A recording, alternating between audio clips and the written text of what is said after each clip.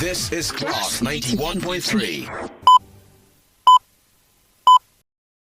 6 o'clock. Hello, good morning, and welcome to the Class Breakfast News.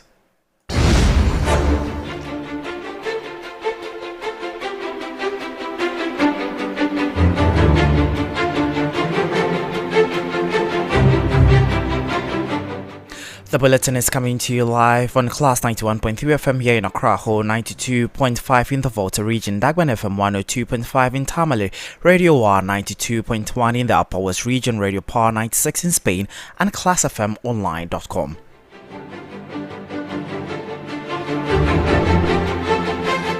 Coming up in the bulletin, Chairman Wontumi withdraws from NPP national chairmanship race. Security Task Force rescues 20 young Burkinabés from suspected human trafficking and cybercrime rig. A Gold Board rejects claims it is fueling Ghana's Galamsey crisis. We are in the process of reclaiming that particular forest. So why would all these things that are pointed to you for a second imagine or fathom that Gold Board's existence is fueling illegal mining? And in African news, Tanzania Vice President resigns, citing President's desire for change.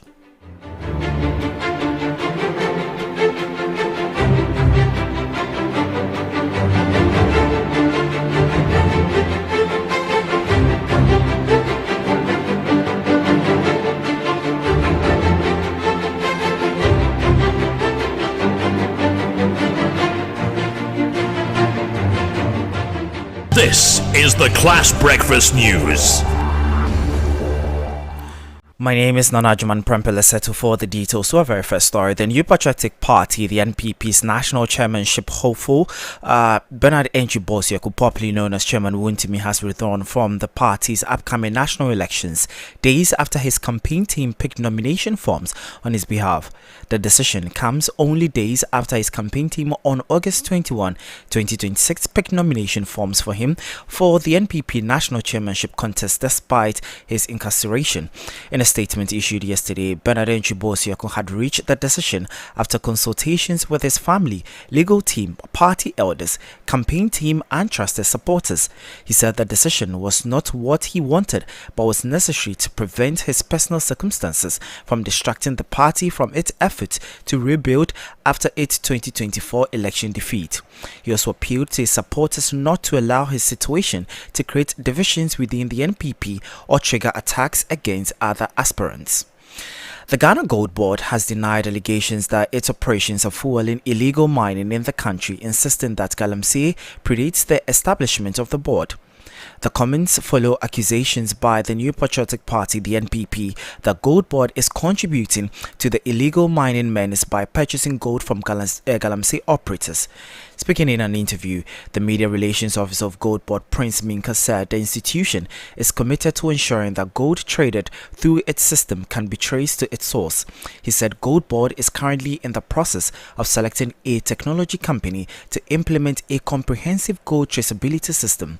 Prince Minka also said Gold Board's existing license regime provides data on where licensed buyers source their gold, where the new traceability system will provide more effective tracking of gold from its source. Addition, beyond ensuring that we refine our gold before we export to other countries, value addition, traceability is also a key element in acquiring an LBMA certification. If this is our aspiration, why would anyone sit anywhere and suggest or even think or imagine that Gold Board's existence is fueling illegal mining? As a matter of fact, just last year, let's go back, look at the support we gave NAMOS, and the country continue to give state agencies that are mandated to lead in this fight against illegal mining. Quite apart from that, I would also avert your attention to what we've done in the Tanonimri forest. And I remember, I'm sure you would remember my CEO's interaction with our sister station, Joy News, when he mentioned that forest reserves that were destroyed as a result of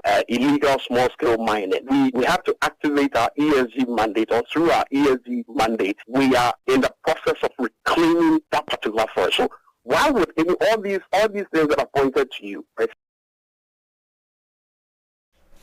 Prince Minka is the media relations officer of Gold Board. 20 young Burkinabe nationals have been rescued in Ghana from a suspected human trafficking and cybercrime ring.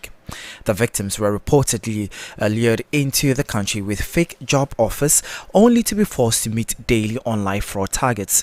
The rescue was carried out by the Economic and Organized Crime Office (EOCO) in collaboration with Engage Now Africa. According to reports, the victims spent about a month in a transitional shelter before being repatriated to Burkina Faso.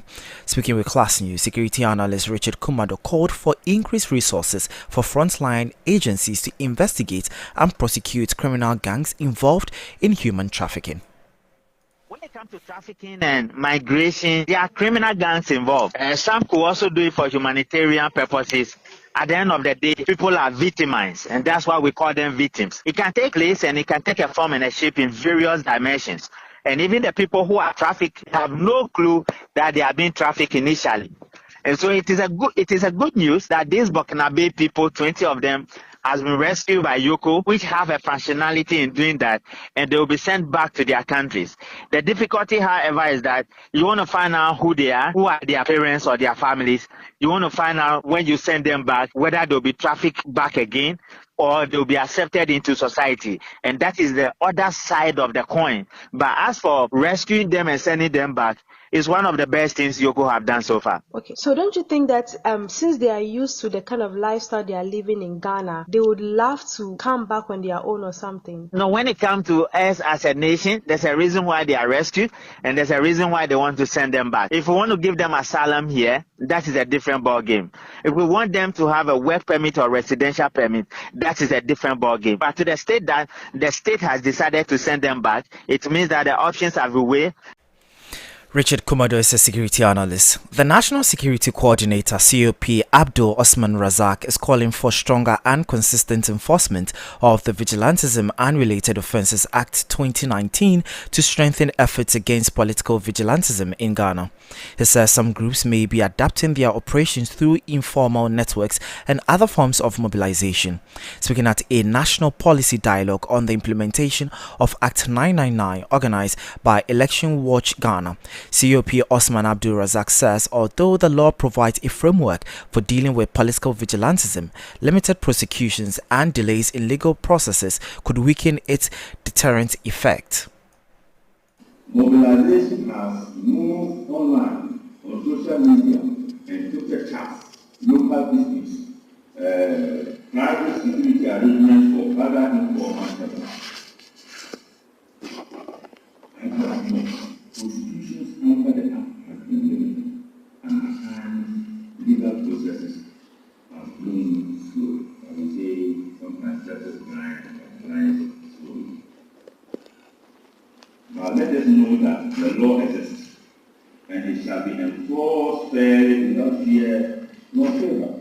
If anybody is in doubt of our resolve to keep Ghana peaceful, please kindly check our record. Sometimes, when enforcement appears weak, selective, or overly delayed, deterrent suffers. Nevertheless, the law must be constantly and fairly enforced. COP Abdul Osman Razak is the National Security Coordinator. Lead counsel for former National Signals Bureau Director Kwabena Eduboying has objected to an order compelling his client to cross-examine a prosecution witness in his ongoing trial. His comments follow the dismissal of an attempt by the defense to halt the trial pending the determination of a repeat application for an injunction. Speaking after court proceedings, Samuel Atachia says his client is not trained to conduct a cross-examination and describes the development as unfortunate. The defense had sought to have proceedings suspended while the application is considered by a 3-member panel of the Supreme Court. It's very unfortunate that the judge now makes a detour that he will not abide by the repeat application for injunction. Earlier on, he adjourned proceedings when the application for injunction was filed. Now, he's turning around to say that he will not abide by the fact that the 3 judges should determine the injunction by reversing what single judge did was strange to me. The pain of what is this case is that he wants my client to cross-examine the witness. My client is not trained to do that, and I don't want to be seen also to be defying his orders. So that is what has happened, but I believe that is unfortunate. I thought the judge will respect the fact that the three judges should determine the injunction which was restraining him from continuing with the case. He didn't do that. But it was a decision of the Supreme Court, coupled with the fact that Honorable Kojo Oppong-Nkrumah has repeated his motion before the three judges, and I wanted to bring this to his attention, and that is what I wanted to do. And if you saw what happened, I brought it to his attention that, my Lord, although the first one has been dismissed, there's a repeat application restraining you from continuing with the case. I said no, he will not respect that. Samuel Atachia is the lead counsel for former National Signals Bureau Director Kwabena Eduboahing. Residents and road users along the Pandai-Salaga Road are calling on the government to urgently rehabilitate the more than 40-kilometer stretch, describing its current condition as a major threat to the lives and livelihoods. They say the deplorable state of the road is making transportation difficult, slowing down economic activities and limiting access to essential services, particularly healthcare. According to residents, ambulances often struggle to reach some communities, creating dangerous delays for critically ill patients and pregnant women who require urgent medical attention. They are therefore appealing to the government to prioritize the rehabilitation of the road to improve connectivity, boost economic activities, and ensure residents can access healthcare and other essential services without difficulty. About the road, I think you walking or you driving from Pandai to the community itself testify how bad and deplorable state the road is. Kojiboni is a farming community and a fishing community as well too. Now, when you farm and you harvest your crops, you have to transport it to the distance or to the marketplace at the district level, or even when you're having your own market, you have to employ or invite people to come and buy your farm crops. When your road network is not good, the buyer will not come, and you can't sell your farm crops, and it only affects us. Because of that, when you even harvest your crops to sell to pay your children's school fees, you find it difficult to sell it.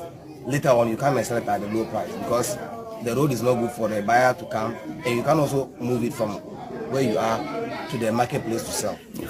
So that one, it affects us very much. And when somebody is sick at the cheap compound, an emergency happen here, you have to call the ambulance. Because of the bad network of the road, the ambulance cannot drive on the road to come and take the person to the nearest hospital. And moreover, it affects our pregnant women. You hear the residents and a road user along the Pandai-Salaga Road. Management of the National Lottery Authority has dismissed concerns raised by unionized staff over salary payments, describing the accusations as misleading. This follows a meeting with management and the unionized staff meeting under the chairmanship of the Labour Minister to resolve the disagreement over salary payments and comments made by union members who protested in change of their salary payments. Speaking in an interview, the Director General of the NLA, Abdul Salam Mohammed, said management is working to turn the fortunes of the authority around. He said management is also engaging the workers to address concerns surrounding their salaries, including the impact of tax deductions on their take-home pay. I also reached out to the Labour Minister regarding some planned actions that the workers of NLA were engaging in. Yesterday in the morning when they did, I reached out to the Minister, provided the contacts of the leadership. The Minister called for a meeting between the union, myself and the board chairman, and then fair wages for us to try and reach a workable understanding that gets us back to talking rather than resorting to what is seen clearly as an illegal strike and all that. So the Minister made it clear that we do not engage in actions when you are on a negotiation table. So you heard the Director General of the National Lottery Authority, NLA, Abdul Salam Mohammed. In African news, Tanzania's Vice President Emmanuel Nchimbi has resigned from office and announced his retirement from politics, saying he had become convinced that President Samia Suluhu Hassan wanted a different deputy. His departure, effective September 4, 2026, comes amid growing questions over political divisions and media freedom. Nchimbi announced his decision on Tuesday, August 25, 2026, saying he had written to Hassan to inform her that he would leave the vice presidency and retire from public service and active politics. He said he had promised the president in August 2025 that he would step aside if she ever wanted a different vice president. Nchimbi said he was now convinced beyond doubt that Hassan desired a change. His resignation will take effect on September 4, 2026 rather than immediately. And that's it for the news at 6 on Class 91.3 FM. A recap of our headlines. Chairman Wontumi withdraws from MPP national chairmanship race. Security Task Force rescues 20 young Burkinabés from suspected human trafficking and cybercrime rig. Gold Board rejects claims it is fueling Ghana's Galamsey crisis. And in African news, you heard Tanzania's vice president resigning, citing president's desire for change. The news was live on Class 91.3 FM here in Accra, Who FM 92.5 in the Volta region, Dagban FM 102.5 in Tamale, Radio 1 92.1 in the Upper West region, and Radio Power 96 in Spain, and as well as classfmonline.com and our Facebook channel. My name is Nana Agyemang Prempeh. Good morning.